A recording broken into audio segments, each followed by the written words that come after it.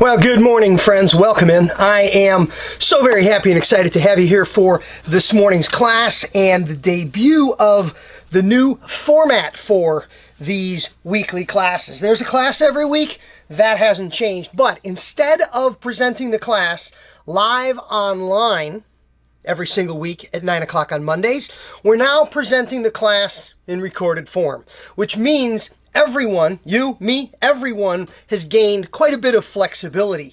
I can record the class when it works for me, and you can watch the class when it works for you. This has been prompted by the formal launch of my $100,000 Haircutter Academy online. With the launch of the $100,000 Haircutter Academy, the demands and needs on my time and my responsibilities to certain activities within the week obviously has changed. Therefore, it's important to me to continue on with a Monday morning class, but that doesn't necessarily mean it needs to be recorded on Monday morning. Just so you know, today, the first time, it's Monday, it's 9, and I'm recording it in that time frame because this week the time block works. But please know, every Monday morning, the class will be released in the form of a link.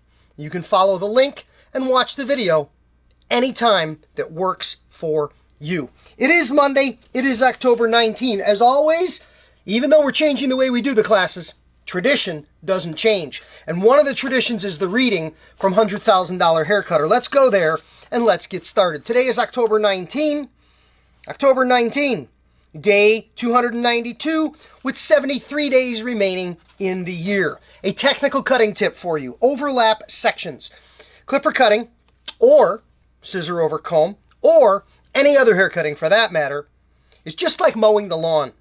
One of the keys to not skipping any hair is to overlap your sections. When clippering and tapering in backs, sides, and nape areas, be sure to work with an approximate 25% section overlap. That is to say, 75% of a new section is new hair, and 25% of that section is hair from the prior section. That's that overlap idea. This prevents skips and results in a smooth and even finish. What we're talking about here obviously is if the section of hair is represented by the width and the size of that comb, the next section has a bit of an overlap, and the next section will have a bit of an overlap, and the next section will have a bit of an overlap, and you'll proceed around the head in vertical overlapping panels. A rock solid technical cutting tip. I share it live every time I cut a head of hair live, and obviously it works for me. It'll work for you. That's your $100,000 hair cutter tip of the day. Tune in every week on Monday for the tip, and if you'd like the tip every day, you can buy the book. You can buy it on paper, you can buy it on digital download, you can buy it on audio, or you can subscribe to the tip of the day electronically on my Patreon site. I will include that in a link in the description tagged to the video. There you go. $100,000 hair cutter tip of the day. Let us continue on. The topic of the week this week is I am my own little owner. I am my own little owner. If you've already listened to the podcast, it is up. It'll be featured on Friday. But I am my own little owner is a sentence or a line that came out of last week's class. It came up in discussion. I said it, and then I encouraged everyone out there in listener land to repeat that sentence. I'm going to ask you to say it again right now. I am my own little owner.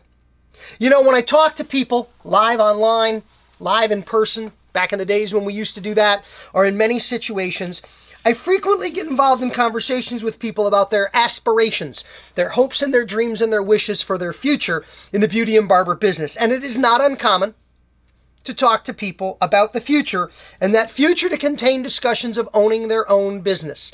The idea that someday, some way, if things go well, I'll own my own business in the haircut business. I'll save my tips. Maybe I'll have a partner. I'll find a space. Maybe I'll rent a suite, but I'll own my own little business. And the point of this week's topic of the week, the discussion focusing here will be, you already do. No matter who you are in the haircut business, one of the unique aspects of the business of cutting hair is I am my own little owner. You really already own your own business. You may not think of it that way, but when you do, when the time comes, when the day comes, when you arrive at a point in which you recognize, hey, wait a minute, I own my own little business. I am my own little owner. Everything changes. At that point in time, you begin to accept, it's already there, you accept it, and you take responsibility for the fact that you personally chart your own course. You ultimately, bottom line, are responsible for your business, your income, and your bottom line. This is an exciting day when you get there. This is an exciting point when it happens. When you come to the realization that even, if you own your own suite, you pretty much understand that right away. If you rent a chair or a booth or a station, at some level you kind of understand this. But if you're a commissioned employee in a conventional employment commission-based salon, or even if you're an employee in a low-price, high-volume, family-oriented chain salon environment with their various compensation systems, it's important that you realize you own this. This is your game. Ultimately, the bottom line, the responsibility, your income, all of these jobs are structured in such a way that at some level, your efforts and your rewards are yours. And what you put in will determine what you get out. And in that very way, I am my own little owner. You own your own little business. So what I wanted to offer up today for the content for this program are my 5 tips for owning your own business in our business. And the cool thing is, if you are right out of beauty school and you work at Zippy Cuts down by the mall, a little chain salon, these tips will apply to you perfectly. If you just took the keys on a location, on your very own hair salon that you've hoped to have and wished and dreamed about for 25 years in the business, and it only just came true now, it only just happened for you now, these 5 tips will apply. And if you're anywhere in between, from chair renter, suite renter, employee, team member, you name it, within that context, these 5 tips will apply. When you own your own little business, when I am my own little owner, number 1, you got to be setting goals. Goal setting is an important part of taking responsibility for your own business. Goal setting is fundamental to figuring out where you are, where you want to go, and just how you're going to get there. And goals must be SMART. S-M-A-R-T. SMART goals is a little tool. If you Google it online for more information, you'll find a ton of information on it. But SMART, the word SMART, S-M-A-R-T, stands for specific, measurable, achievable, realistic, and time-bound. Those are the qualifications and the characteristics of a legitimate goal. I'll give you an example. I want to cut more hair. I want to make more money. Great. I want to help you cut more hair. I want to help you make more money. But that's not a goal. It's not specific. I want to make more money. What's more? More than I got now? Yeah, more. More is more. But it's not specific. It's not measurable. M. It doesn't have a number tag to it. More is not a number. More is an idea. I want to make more money and cut more hair is a hope and a wish and a dream, but it's not a goal. SMA, achievable. Can it be done? Well, it's achievable. Realistic? Could a human really cut more hair and make more money? Of course they could. And it's not time bound.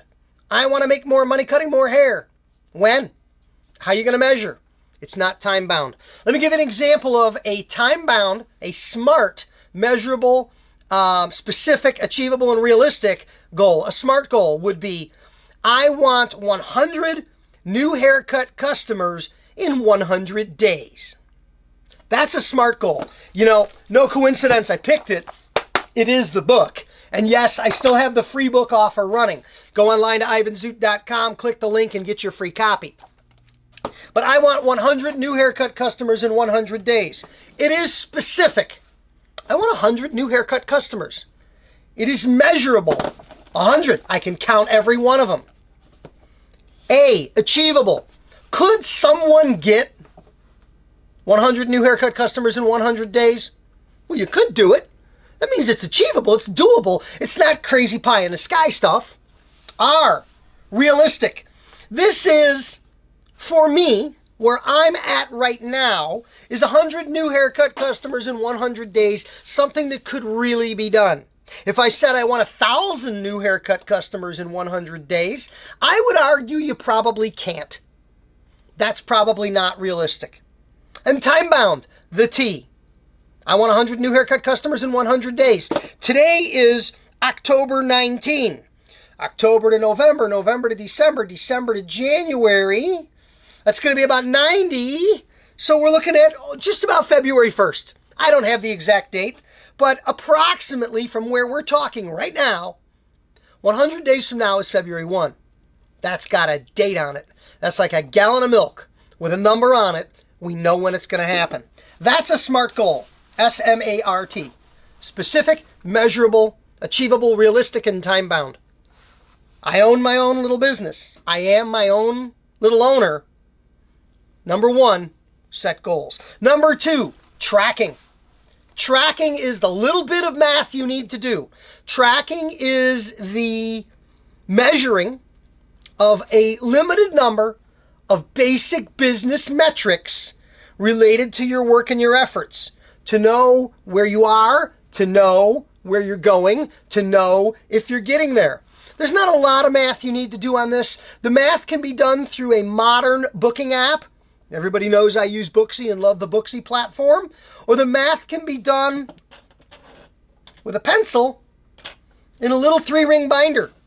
You don't have to make the math complicated or fancy, but you need to track. You need to track the basic statistics of our business. You need to know haircuts per day, or manicures, or facial services, or massage, whatever aspect of our industry or business you're in. You need to track your basic service. How many are we doing? You need to track your dollars. You should be tracking dollars per day, rolling it up to dollars per week, and rolling it up to dollars per month, to be able to compare these statistics by day, by week, and by month, to have some idea of how you're doing. This becomes the GPS of your business. This is your way of knowing. And I always use the GPS analogy. If you want to go somewhere, the first thing the GPS does is it calculates, where am I? It needs to know your location. Turn location settings on. The next thing it needs to know is, where do you want to go? What is your destination? You key it in. And then it does its work. It figures out from where you are and where you want to be the best way to get there. Tracking becomes the GPS of your business. You need to know your numbers. You need to track your numbers. Tracking is something that it sounds daunting and ominous and like a lot of work, but if it is a minute and a half at the end of every day, and then 5 minutes at the end of every week, and then 15 minutes at the end of every month, it's not a major project, but it needs to happen and it needs to be done.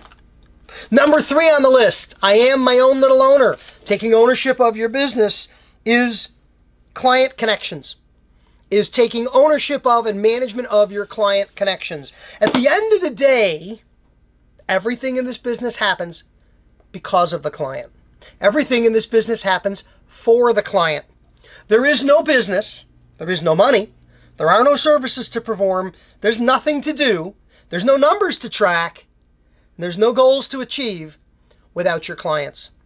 A focus on your clients. If you talk to anyone who owns a business, they will talk very passionately about their customers, about what they think of their customers, about how they feel about their customers, about what they do for their customers. A customer-centered focus.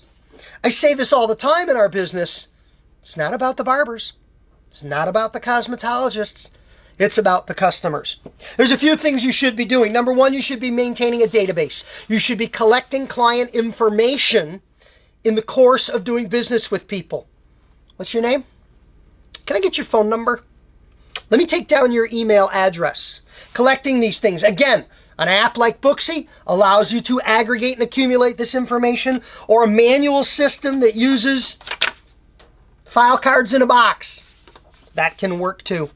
Whatever works for you. Any system that you use, that you will use, is a good system. Any system that you won't use, no matter how fancy or complicated or technologically focused it is, if you won't use it, it's a bad system for you. A good system for me may not be a workable solution for you. Client database information, emails, having some ongoing communication with your customers. The use of social media falls into this category. How you manage your exposure to and your relationship with your customers through social media is part of this step number 3, ultimate client focus. Make it all about the clients, become all about the clients, and the business, your own little business, will take care of itself. Next on the list, number 4, you got to invest. Everyone who owns a business recognizes that you must invest in your business. You must invest in you. You are your business. In this business, it couldn't be truer. And especially when your business is smaller in the context of this conversation. If you own a 1,500 square foot salon with 8 chairs and 9 team members, your business is a big thing. And investing in your business are bigger investments. But when you are a clock-punching employee at a chain salon, investing in you is how you invest in your business. Investing in your skills and investing in your knowledge. Well, what do we mean by that? A haircutting class is a form of investment. Learning how to do better haircuts, how to do a new form of nail art, how to do a different procedure as part of a facial service. That is technical skills-based knowledge. It's part of the client focus. It will enhance what you do and what you deliver. It'll make you more valuable to your customers and to yourself and your business. That's one kind of investment in you. And the other comes in the form of knowledge, of education outside of the technical things that we do. An accounting class to help you be better at step 2, tracking your numbers. A social media class to help you be better at step 3, engaging, connecting, and interacting with your customers. Some type of business management or marketing class. That might help you with step 1, step 2, step 3, step 4, and on down the line. Anything you do to make you better is an investment in you and an investment in your little business. You are your own little owner, and when you invest in you, you're building a better business. It's step number 4 in my system. And step number 5, expanding your streams revenue opportunities. Expanding the ways and the places in which you can make money. Once again, just like knowledge and investment in you, knowledge and skills is going to come in multiple levels. Expanding your revenue streams and your financial opportunities happens in several different levels. One example in our business behind the chair might be selling product. You've been good about selling services. You've been good about booking service revenue. What about product revenue? What about all of the retail dollars that are out there? From take-home hair care products to sundry items or other things your clients may be interested in that you can buy and sell at a profit. And what about things outside your business, like investments? You know, owning a business, there's a progression. First, you save. First, you save money. Savings can be as simple as depositing money in a savings account, a money market account, or a certificate of deposit. Some way to take that money out of the pool of money that you have that you spend and put it away for you in savings. It's the concept, pay yourself first. After savings, next up comes investments. This might be in the form of a mutual fund, working with an investment broker, working with one of the modern investment apps that so many younger people like to use on their phones that allows them to take small amounts of money and little by little build a financial future. Purchasing stocks, investing in the stock market. Ultimately, real estate. Whether real estate represents the idea of owning a condo or owning a townhome or owning your own home, or investing in real estate ultimately moves beyond your own place of residence to investing perhaps by owning the building that your business resides in, or even owning property that can be used for income purposes. I realize if you're new in the business, just starting out, you're paying off student loans, you're working day to day, you're struggling under the current pandemic situations that we find ourselves in, the notion of purchasing real estate as a long-term investment, that feels like it's way off in the future. But it's not as far off in the future as you may think or feel that it is. These are my 5 tips for I am my own little owner for owning your own little business. Setting goals, tracking, managing client communications, investing in yourself, and enhancing the flow of revenue. We're going to talk about them later this week in the podcast. They're going to be up tomorrow in the text blog. And of course, this video is available, featured on Thursday as part of the weekly stream of all the good things we share related to the topic of the week.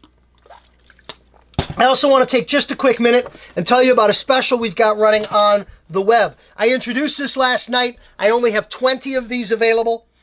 There's 1 gone, 19 remain. This is the 2-book Big and Bigger combo. Big Busy Barbershop, Bigger Busy Barbershop. These are my marketing books. These focus on building your business. 1 marketing idea a week every week for a year, and then year 2. Weeks 1 through 52, 53 through 104. Normally $20 each. The combo pack is $30. And now I'm including the 4-piece Choose Your Weapon comb set.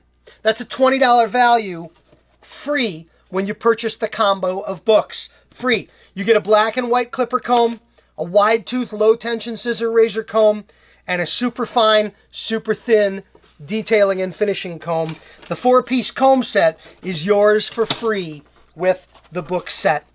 Go online, look at the link in this video, follow the podcast, check out the online community, post your questions and comments, and let's continue this conversation this week. Thank you so much for tuning in. Thank you for being here for the class. Thank you for watching this online when it was convenient for you. And thank you for giving me the flexibility to record it when it's convenient for me. Thanks for watching, and have a great day.